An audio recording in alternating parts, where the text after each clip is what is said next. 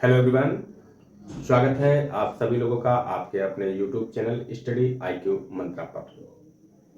आज हम लोग जीके जीएस का जो प्रैक्टिस सेट करने चल रहे हैं, ये क्लास नंबर 16 यानी कि प्रैक्टिस सेट नंबर 16 है। यहाँ पर कुल प्रश्नों की संख्या 30 रहेगी, जिससे हम लोग इसके क्वेश्चन आंसर को सॉल्व करेंगे। यह प्रैक्टिस सेट आपके यूपी पुलिस, होमगार्ड, यूपीएसआई के लिए बेहतरीन रहेगा। तो यहां से आप लोग इसको क्वेश्चन आंसर देखें और चेक करें कि आप कितना बेहतर कर पा रहे हैं। तो स्टार्ट करते हैं इस सेशन को।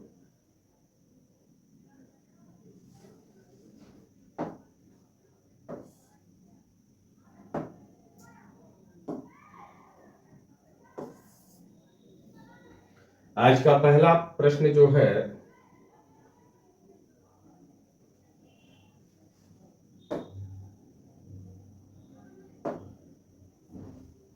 आज का जो पहला प्रश्न है, हरिप्रसाद चौरसिया का संबंध किस वाद्य यंत्र से है? हरिप्रसाद चौरसिया का संबंध किस वाद्य यंत्र से है? क्या सरोद से है, शहनाई, सितार या फिर बांसुरी? इसका आप लोग जवाब देंगे। तो इसका जो आंसर होगा वो हो जाएगा, हरिप्रसाद चौरसिया का संबंध बांसुरी से है। तो ये बांसुरी वादक है, बांसुरी को बजाते हैं, ठीक है। इसके अलावा जो सरोद, तो सरोद से कौन है तो बताएंगे अमजद अली खान, ठीक है, अमजद अली खान। शहनाई, शहनाई कौन? बिस्मिल्लाह खान,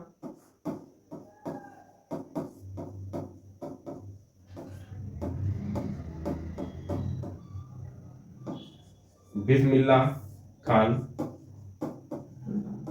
और सितार वादक कौन है? तो सितार वादक कौन होंगे तो बताएंगे पंडित रविशंकर। कौन होंगे? पंडित रविशंकर, ठीक है, पंडित रविशंकर हो जाएंगे। चल नेक्स्ट क्वेश्चन देखें।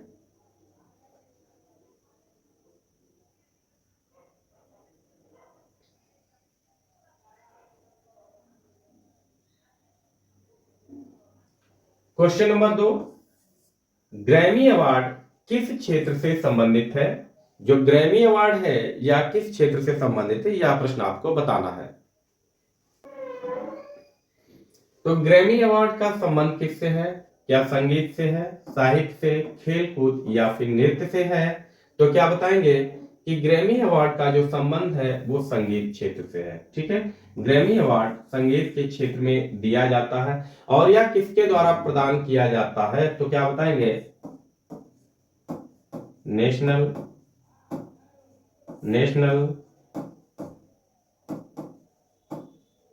ऑफ रिकॉर्डिंग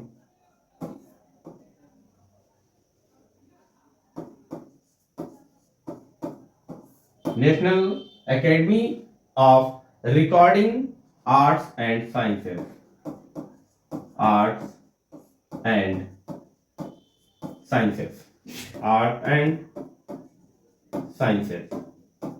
ठीक है। और किसके द्वारा? तो बताएंगे यूएसए द्वारा प्रदान किया जाता है। इसे आप याद रखेंगे, ठीक है। चलिए अगला क्वेश्चन देखें। क्वेश्चन नंबर 3, मार्कंडा नदी कहां से निकलती है?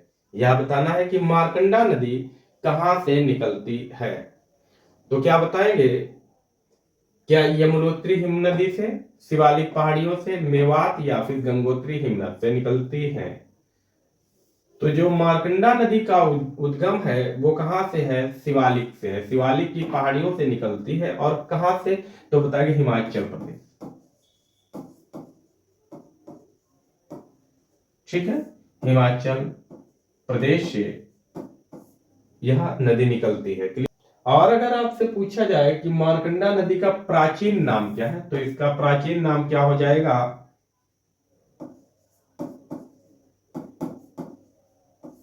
प्राचीन नाम क्या हो जाएगा? तो बताएंगे अरुणा। प्राचीन नाम क्या है इसका? तो अरुणा नदी है, अरुणा नदी इसका प्राचीन नाम है, ठीक है, अरुणा नदी। ओके, चल प्रश्न संख्या 4, अंतरराष्ट्रीय न्यायालय का मुख्यालय कहां पर अवस्थित है? तो अंतरराष्ट्रीय न्यायालय का मुख्यालय कहां पर अवस्थित है?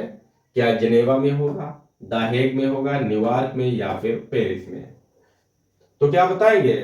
तो बताना है कि अंतरराष्ट्रीय न्यायालय का जो मुख्यालय है वो द हेग में है, और द हेग जो है वो कहाँ है? नीदरलैंड। कहाँ है भाई? नीदरलैंड में पड़ता है। इसकी स्थापना पूछेंगे तो स्थापना क्या बताएंगे? 1945 ईस्वी में इसकी स्थापना हुई थी। और कार्य कब से प्रारंभ किया? कार्य प्रारंभ कब से हुआ? तो क्या बताना है भाई? कार्य प्रारंभ 1946 से इसने शुरू किया है। ठीक है, 1946। ओके। प्रश्न संख्या 5, हिरोशिमा पर परमाणु बम कब गिराया गया था? तो हिरोशिमा पर परमाणु बम कब गिराया गया था? तो क्या 8 अगस्त 1942, 6 अगस्त 1945, 9 अगस्त 1944, या फिर 9 अगस्त 1945 में? तो कब गिराया गया था हिरोशिमा पर बम? तो क्या बताएंगे कि हिरोशिमा पर जो बम गिराया गया था वो 6 अगस्त 1945 को गिराया गया था। ठीक है, 6 अगस्त 1945 को। और इस बम का नाम क्या था? तो क्या बताना है? इस बम को नाम दिया गया था लिटिल बम। ठीक है, लिटिल बम इसको नाम दिया गया था। वहीं 9 अगस्त 1945 ये कहां गिराया गया था? तो ये नागासाकी पर। कहां? नागासाकी। नागासाकी। और ये दोनों ही क्षेत्र कहां है? तो दोनों ही क्षेत्र कहां है भाई? ये जापान में है। कहां है? जापान में। और जो नागासाकी पर जो बम गिराया गया था उसको क्या नाम दिया गया था? ठीक है, तो बताइए फैट मैन।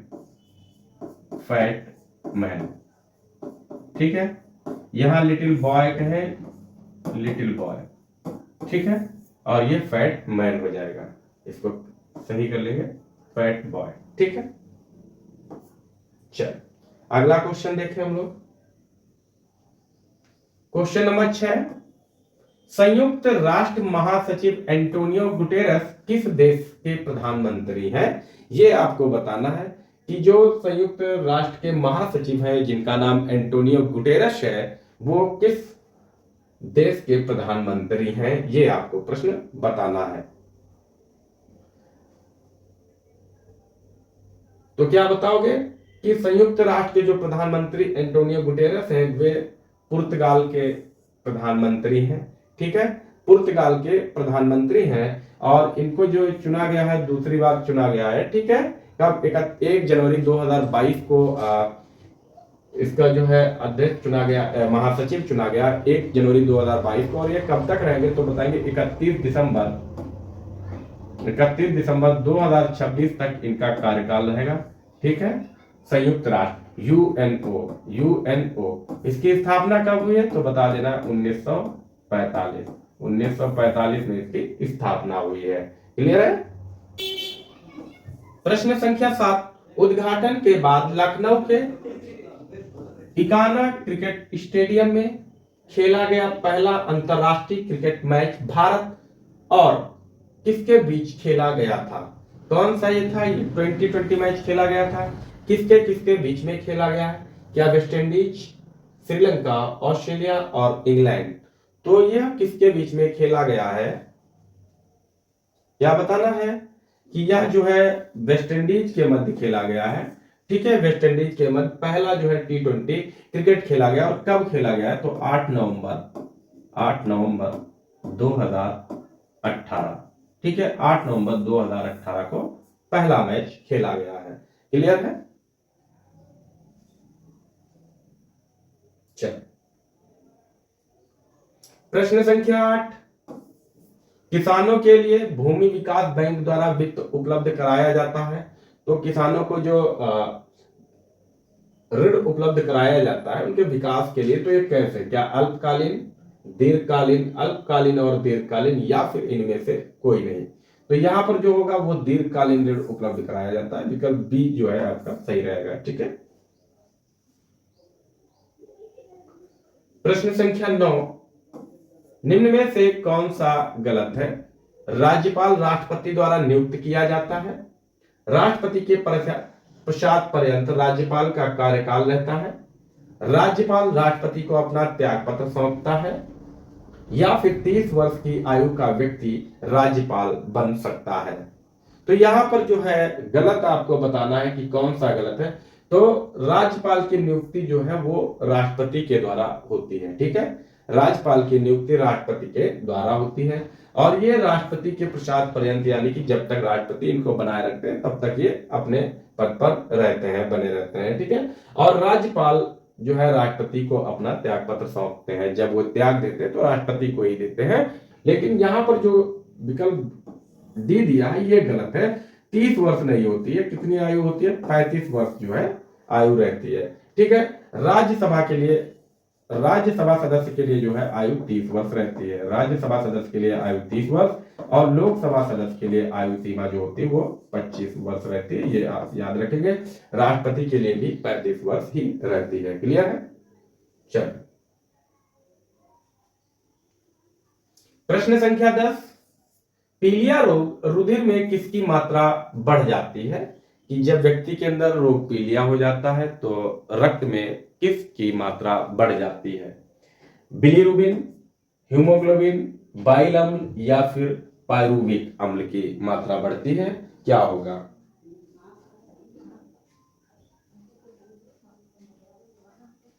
तो क्या बताएंगे कि इसमें जो विकल्प होगा, विकल्प ए बिल्कुल सही होगा, ठीक है।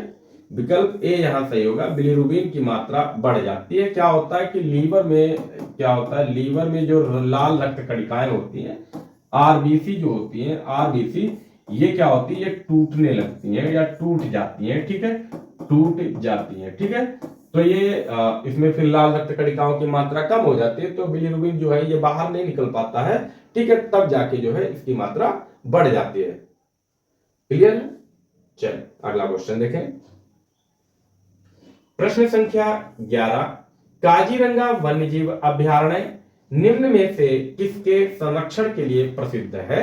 ये आपको बताना है कि काजीरंगा जो अभयारण्य है वहां पर किस जीव का संरक्षण किया जाता है, या फिर किस जीव को संरक्षण प्रदान किया गया है।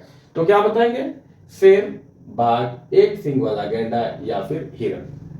तो क्या बताना है भाई कि यहां पर जो है एक सींग वाले गैंडे को संरक्षण प्रदान किया गया है। काजीरंगा वन्यजीव अभयारण्य पूछेंगे तो है कहां? तो ये आसाम में है, ठीक है, आसाम में है। क्लियर है? और काजीरंगा जो अभयारण्य, इसे राष्ट्रीय उद्यान भी घोषित किया गया। यह एक राष्ट्रीय उद्यान है, राष्ट्रीय उद्यान, ठीक है, राष्ट्रीय उद्यान है। प्रश्न संख्या 12, बालिका पंचायत शुरू करने वाला पहला राज्य कौन है? तो जहां पर जिस राज्य में बालिका पंचायत की शुरुआत हुई है वह राज्य कौन सा है? गुजरात, केरल, राजस्थान और छत्तीसगढ़। तो यहां कौन सा विकल्प हो जाएगा? तो आप क्या बताएंगे? तो यहां जो विकल्प होगा वो विकल्प ए हो जाएगा। गुजरात में जो है बेटी बचाओ बेटी पढ़ाओ अभियान के तहत जो है इसकी शुरुआत की गई है। किसके? महिला एवं बाल विकास कल्याण द्वारा, ठीक है, महिला एवं बाल विकास कल्याण, बाल विकास कल्याण द्वारा, ठीक है, कल्याण द्वारा जो है इसकी शुरुआत की गई है। क्लियर है? और कहां से शुरुआत की गई? तो गुजरात के कच्छ से इसकी शुरुआत की गई है। क्लियर ना? गुजरात का जो जिला है कच्छ जिले से, ठीक है, कच्छ जिले से इसकी शुरुआत की गई। क्लियर है? चल प्रश्न संख्या 13, भारी जल का रासायनिक नाम क्या है?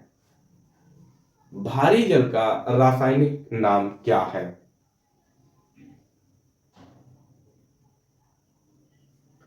तो क्या बताना है? क्या ड्यूटेरियम मोनोऑक्साइड होगा, ड्यूटेरियम ऑक्साइड होगा, ट्रिटियम ऑक्साइड, या फिर ट्रिटियम मोनोऑक्साइड होगा? तो भारी जल का जो रासायनिक सूत्र होता है वो ड्यूटेरियम ऑक्साइड होता है। विकल्प भी सही होगा, जिसको हम संकेत के रूप में लिखते हैं D2O, ड्यूटेरियम ऑक्साइड होता है। इसका प्रयोग क्या है?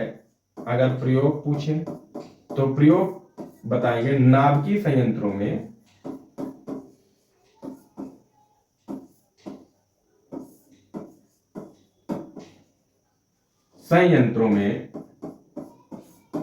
नाभिकीय संयंत्रों में मंदक के रूप में इसे प्रयोग किया जाता है, मंदक के रूप में।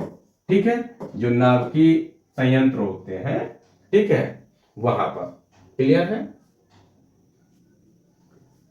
प्रश्न संख्या 14, बाल गंगाधर तिलक द्वारा कौन सा दैनिक समाचार पत्र मराठी भाषा में शुरू किया गया था? कौन सा पत्र मराठी भाषा में शुरू किया गया था? क्या मराठा, केसरी, बंगाल गजट और हरिजन? तो क्या बताएंगे कि बाल गंगाधर तिलक ने जो दो पत्रों की शुरुआत की थी, एक मराठा और एक केसरी। तो जो केसरी पत्र था वो मराठी भाषा में था, विकल्प बी सही होगा। मराठा की अगर भाषा पूछ लेते तो बताएंगे ये अंग्रेजी भाषा में शुरू किया गया था। इसमें अंग्रेजी भाषा में शुरू किया गया था। बंगाल गजट क्या है भाई? बंगाल गजट क्या है? ये प्रथम पत्र है, ठीक है, जिसे जेम्स हिक्की ने शुरू किया था। किसने? James Hickey. ठीक है। और हरिजन पत्र के संपादक कौन है? तो महात्मा गांधी। हरिजन के कौन है भाई? महात्मा गांधी जी है। क्लियर है? ओके। प्रश्न संख्या 15, भारत के केंद्रीय रेल मंत्री को की सलाह पर नियुक्त किया जाता है? तो भारत के केंद्रीय रेल मंत्री को किसकी सलाह पर नियुक्त किया जाता है? तो क्या बताएंगे? क्या प्रधानमंत्री की सलाह पर राष्ट्रपति द्वारा किया जाता है, या फिर राष्ट्रपति की सलाह पर प्रधानमंत्री द्वारा नियुक्त किया जाता है, या राष्ट्रपति लोकसभा का अध्यक्ष यानी कि राष्ट्रपति की सलाह पर लोकसभा अध्यक्ष नियुक्त करते हैं, या उपराष्ट्रपति की सलाह पर प्रधानमंत्री इनको नियुक्त करते हैं? तो इसका विकल्प क्या हो जाएगा? तो क्या बताएंगे कि जो केंद्रीय रेल मंत्री होते हैं उनकी नियुक्ति प्रधानमंत्री की सलाह पर राष्ट्रपति द्वारा की जाती है। ठीक है। और किस अनुच्छेद के तहत? तो बताएंगे आर्टिकल कौन सा है भाई? अनुच्छेद जो है अनुच्छेद 75 क्लास 1 जो है आर्टिकल के तहत। क्लियर है? ओके, चलो। प्रश्न संख्या 16, प्रधानमंत्री श्रम योगी मानधन पेंशन योजना के लाभार्थी होंगे कि जो प्रधानमंत्री श्रम योगी मानधन पेंशन योजना है उसके लाभार्थी कौन होंगे? क्या संगठित क्षेत्र के श्रमिक होंगे, असंगठित क्षेत्र के श्रमिक होंगे, ए व बी दोनों होंगे, या फिर इनमें से कोई नहीं होगा? या फिर इनमें से कोई नहीं होगा?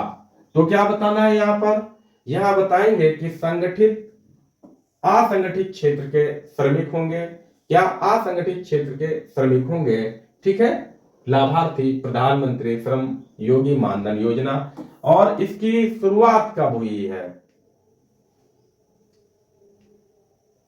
तो क्या बताएंगे कि 2019।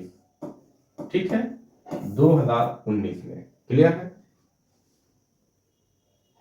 प्रश्न संख्या 17, T20 अंतरराष्ट्रीय क्रिकेट में 51 गेंदों में 103 रन बनाने वाली पहली भारतीय महिला कौन है? बहुत अच्छा प्रश्न है, खेलकूद से संबंधित। तो कौन होंगी? क्या अंजलि भागवत होंगी, हरमनप्रीत कौर, अंजू बॉबी जॉर्ज, या फिर अनुराधा बिस्वाल होंगी? तो कौन होंगी भाई जिन्होंने 51 गेंदों पर 103 रन बनाए हैं? तो क्या बताएंगे? हरमनप्रीत कौर है। ठीक है। कौन है? हरमनप्रीत कौर है। ठीक है ना, जिन्होंने 2018 में किसके खिलाफ? न्यूजीलैंड के खिलाफ। ठीक है, न्यूजीलैंड के खिलाफ यह कारनामा कर दिखाया है। ठीक है ना। प्रश्न नंबर 18, भारत की पहली इंजन रहित speed train train 18 integral coach factory द्वारा विकसित की गई कि जो ट्रेन 18 है वो कैसी है? इंजन रहित स्पीड ट्रेन है, और इस को किसने बनाया है? तो किसने बनाया है भाई? तो बताएंगे चेन्नई इंटीग्रल कोच फैक्ट्री ने बनाया है, ठीक है। चेन्नई इंटीग्रल कोच फैक्ट्री ने बनाया है, ठीक है। हाई स्पीड ट्रेन है, इसकी स्पीड कितनी है? तो स्पीड बताएंगे 160 किलोमीटर, 160 किलोमीटर प्रति घंटा इसकी जो है स्पीड है, ठीक है। क्लियर है? किसके तहत?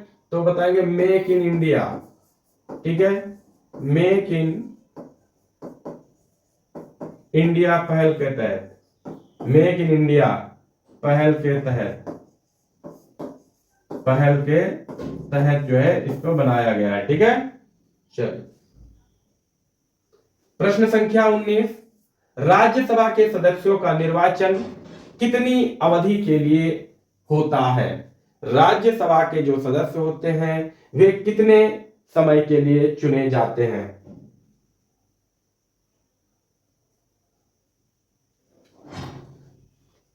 क्या होगा? 2 वर्ष, 4 वर्ष, 5 वर्ष या फिर 6 वर्ष होगा। तो क्या बताना है कि राज्यसभा के जो सदस्य होते हैं उनका कार्यकाल कितना होता है? 6 वर्ष का होता है, ठीक है। कितना कार्यकाल होता है? 6 वर्ष का होता है। राज्यसभा के कुल सदस्य कितने होते हैं? 250, जिसमें 238 निर्वाचित होते हैं और 12 मनोनीत किए जाते हैं। किसके द्वारा? तो 12 जो मनोनयन होता है वो राष्ट्रपति द्वारा जो होता है, ठीक है, राष्ट्रपति द्वारा किया जाता है, ठीक है ना, राष्ट्रपति द्वारा होता है, ठीक है। या जो है सदन का जो है उच्च सदन है संसद का, ठीक। प्रश्न संख्या 20, मैकमोहन रेखा किन 2 देशों के बीच है? तो मैकमोहन रेखा किन 2 देशों के बीच में है? क्या बताएंगे? क्या भारत चीन है, भारत नेपाल, भारत व पाकिस्तान, भारत व म्यांमार है? तो मैकमोहन रेखा जो है वो किन 2 देशों के बीच में है? तो क्या बताना है कि मैकमोहन रेखा जो वो भारत और चीन के बीच में है। विकल्प ए यहाँ पर बिल्कुल सही होगा, भारत और चीन जो है। इसको कब निर्धारित किया गया था? तो 1914 में। कब निर्धारित किया गया? तो 1914 में। किसमें? तो बताएंगे शिमला सम्मेलन में, ठीक है, शिमला सम्मेलन में इसका निर्धारण किया गया है। क्लियर है ना? शिमला सम्मेलन। भारत पाकिस्तान के मध्य कौन सी है? तो यहाँ रेड क्लिफ है। कौन सी है भाई? रेड क्लिफ है। क्लियर है? चल नेक्स्ट क्वेश्चन देखें। क्वेश्चन नंबर 21, भारतीय कृषि अनुसंधान संस्थान कहाँ स्थित है? भारतीय कृषि अनुसंधान संस्थान कहाँ अवस्थित है?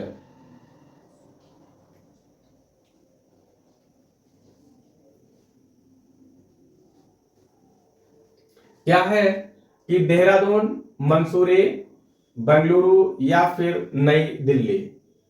तो भारतीय कृषि अनुसंधान संस्थान कहाँ है? तो ये नई दिल्ली में है, ठीक है, नई दिल्ली में है। प्रश्न संख्या 22, लाख बख्श की उपाधि किस शासक को दी गई थी? लाख बख्श की उपाधि किस शासक को दी गई थी? क्या इल्तुतमिश है, बलबन, रजिया या फिर कुतुबुद्दीन ऐबक? तो किसको दी गई थी लाख बख्श की उपाधि? तो क्या बताएंगे कि यह जो है उपाधि कुतुबुद्दीन ऐबक को दी गई थी, ठीक है, लाख बख्श। कुतुबुद्दीन ऐबक जो है वो गुलाम वंश का संस्थापक, यह जो है गुलाम वंश का संस्थापक है, गुलाम वंश का संस्थापक है, जो दिल्ली सल्तनत की शुरुआत भी यहीं से होती है, गुलाम वंश से ही, ठीक है। और इसका कार्यकाल जो है वो रहा है 1206 से 1210 ईस्वी तक इसका कार्यकाल रहा है। और इसने कुतुब मीनार का निर्माण भी करवाया है, ठीक है, इसका कुतुब मीनार का इसने निर्माण भी करवाया है। क्लियर है? प्रश्न संख्या 23, विजयनगर के शासकों में सबसे महान शासक किसे माना जाता है? विजयनगर के शासकों में सबसे महान शासक किसे माना जाता है? क्या कृष्णदेवराय, वी नरसिंह, सदाशिव राय या फिर राम राय? तो कौन है भाई? तो क्या बताएंगे कि विजयनगर साम्राज्य के सबसे महान शासक जो थे वो कृष्णदेव राय थे। कौन थे? कृष्णदेव राय थे। इनका जो अगर शासनकाल पूछ लिया जाए कृष्णदेव राय का, तो क्या बताएंगे 1509 ईस्वी से लेकर 1529 ईस्वी तक। इनके शासनकाल की जो मंत्री परिषद थी, मंत्री परिषद, जो मंत्रियों का समूह था, उसे क्या कहते थे? तो उसे अष्टदिग्गज कहते थे। ठीक है, अष्टदिग्गज कहते थे। ये भी प्रश्न आया हुआ है। और इनकी एक रचना भी पूछी जाती है। इनकी रचना का नाम क्या था? अमुद माल्य। अमुद माल्य जो है इनकी एक रचना भी रही, जिसे पूछा गया है, तेलुगु भाषा में लिखी है। ठीक है, तेलुगु भाषा में लिखी गई है। क्लियर है? प्रश्न संख्या 24, निम्नलिखित जोड़े में कौन सही सुमेलित नहीं है? बहुत बढ़िया प्रश्न है। कौन सही सुमेलित नहीं है? तो क्या बताना है यहां पर? ए, बी, सी और डी। कौन सा यहां सही सुमेलन नहीं है? उल्टा हो गया है। योजना का नाम यहां होना चाहिए था और प्रारंभ वर्ष यहां होना चाहिए था। उल्टा हो गया है, कोई बात नहीं, इसको सही करेंगे। ठीक है, तो क्या बताएंगे कि स्मार्ट सिटी मिशन जो है ये 2010 में नहीं, स्मार्ट सिटी मिशन जो शुरुआत हुई है वो 2015 में हुई है। बाकी सारे सही है। प्रधानमंत्री जन धन योजना 2014 में इसका प्रारंभ हुआ। मध्याह्न भोजन योजना mid day meal 1995। Beti Bachao Beti Padhao ये 2015 में इसकी शुरुआत होती है। क्लियर है? चलिए, प्रश्न संख्या 25, भारतीय प्रौद्योगिकी संस्थान कानपुर ने में एक कार्यालय बनाया है जहां पूर्व छात्र संजीव खोसला को संस्थान का विदेशी ब्रांड दूत नियुक्त किया गया है। अर्थात जो है कि कानपुर जो प्रौद्योगिकी विश्वविद्यालय है, यानी कि आईआईटी कानपुर जो है, इसने एक अपना कार्यालय बनाया। वो किस देश में बनाया ये आपको बताना है। तो कहां बनाया है? तो बताएंगे न्यूयॉर्क में इसका कार्यालय बनाया गया। जिसके ब्रांड दूत कौन है? तो याद रखेंगे संजीव खोसला इसके ब्रांड दूत है। यह प्रश्न भी आप लोग याद रखेंगे। ठीक है, प्रश्न संख्या 26, आप एक पुलिस अधिकारी के रूप में तैनात हैं। प्रबंधन के साथ वेतन विवाद को लेकर उत्तेजित श्रमिक संघों ने आवश्यक सेवाएं बंद करने की धमकी दी है। आपको धमकी दी है, तो आप क्या करेंगे? बताएं भाई। पहला विकल्प है अवैध हड़ताल कार्यवाही के लिए जुर्माना और शुल्क लगाना चाहिए। पद धारकों के बीच विवाद या पद धारकों के बीच विवाद समाधान संवाद में सहायता करनी चाहिए, या फिर महत्वपूर्ण बुनियादी ढांचे को अवरुद्ध करने के प्रयासों को बलपूर्वक रोकना चाहिए, या फिर व्यवधान की धमकियों के लिए यूनियन नेताओं को तुरंत गिरफ्तार करना चाहिए। तो यहां क्या करेंगे? तो क्या करेंगे? क्या अवैध हड़ताल कार्यवाही के लिए जुर्माना और शुल्क लगाएंगे? तो ये एकदम सटीक नहीं है। पहले जुर्माना, पहले दंड का प्रावधान नहीं है। पहले बात होती है सुलह समझौते की बात रहती है। तो क्या बताएंगे? पद धारकों के बीच विवाद समाधान संवाद में सहायता करनी चाहिए। विकल्प भी बिल्कुल सही रहेगा। क्लियर है? प्रश्न संख्या 27, आपको एक उद्योगपति द्वारा कारपोरेट धोखाधड़ी की जांच विरासत में मिली है जो व्यक्तिगत निपटान और समापन की सहायता की पेशकश करता है। अर्थात आप किसी की जांच कर रहे हैं और वो आपको जो है व्यक्तिगत लाभ दे रहा है, कहने का मतलब घूस दे रहा है, तो आप क्या करेंगे भाई? क्या करेंगे? क्या मामले को बंद घोषित करते हुए गुप्त रूप से निपटारे समझौता को स्वीकार कर लेंगे? नहीं, बिल्कुल नहीं। इसका मतलब आप घूसखोर हो गए। धोखाधड़ी की पूरी और निष्पक्ष जांच करने के लिए प्रतिबद्ध होना चाहिए। बिल्कुल अपने कर्म जो है कार्यों को पूरी ईमानदारी और निष्ठा से करना चाहिए। तो ये अभी तक सही है एकदम। ठीक है, इसके अलावा देखें, किसी भी अन्य गवाह या रिकॉर्ड को आगे और जांच को टालना चाहिए? बिल्कुल नहीं टालना चाहिए। कानूनी जांच के तहत दोषी ठहराए जाने वाले सबूतों से आंशिक रूप से हटाना चाहिए? बिल्कुल नहीं। तो आपका विकल्प भी बिल्कुल सही रहेगा। ठीक है, प्रश्न संख्या 28, निम्नलिखित महासागरीय धाराओं में से कौन सी शीत धारा या कोल्ड करंट नहीं है? तो क्या बताना है यहां कि कौन सी ठंडी जलधारा नहीं है, ठीक है ना, नहीं है पूछा है। क्या वेनेजुएला होगा, क्यूरोसिवो होगा, गल्फ स्ट्रीम या फिर कैनरी धारा? तो यहां जो विकल्प हो जाएगा वो क्या हो जाएगा आपका, कहेंगे कि गल्फ स्ट्रीम जो है ये ठंडी जलधारा नहीं है, तो कैसी है, तो ये गर्म है, ठीक है, गर्म जलधारा है ये। क्लियर है, गल्फ स्ट्रीम जो है या गर्म जलधारा है, ठीक है। प्रश्न संख्या 29, निम्न में से कौन यंग बंगाल आंदोलन के प्रवर्तक थे? तो यंग बंगाल आंदोलन के प्रवर्तक कौन है? क्या राजा राम मोहन राय, लुई विवियन डिरोजियो या बंकिम चंद्र चटर्जी या फिर अरविंद घोष? कौन रहेंगे? तो क्या बताएंगे, यहां लुई विवियन डिरोजियो रहेंगे यंग बंगाल के प्रवर्तक, आंदोलन जो हुआ उसके प्रवर्तक हैं। कब? तो 1826। कब? तो 1826 में इसका प्रवर्तन हुआ, इसकी शुरुआत हुई है, ठीक है, क्लियर। प्रश्न संख्या 30, हल्दी घाटी का युद्ध लड़ा गया था। तो हल्दी घाटी का युद्ध कब लड़ा गया था? तो ये आपको बताना है कि हल्दी घाटी का युद्ध कब लड़ा गया था। क्या 1556, 1576, 1586 या फिर 1578? कब यह युद्ध लड़ा गया था? तो बताएंगे कि हल्दी घाटी का जो युद्ध हुआ था वो 1576 ईस्वी में हुआ था, ठीक है, 1576 ईस्वी में हुआ था। कब हुआ? 18 जून, ठीक है ना, 18 जून 1576 किसके किसके बीच में हुआ था? तो बताएंगे महाराणा प्रताप, महाराणा प्रताप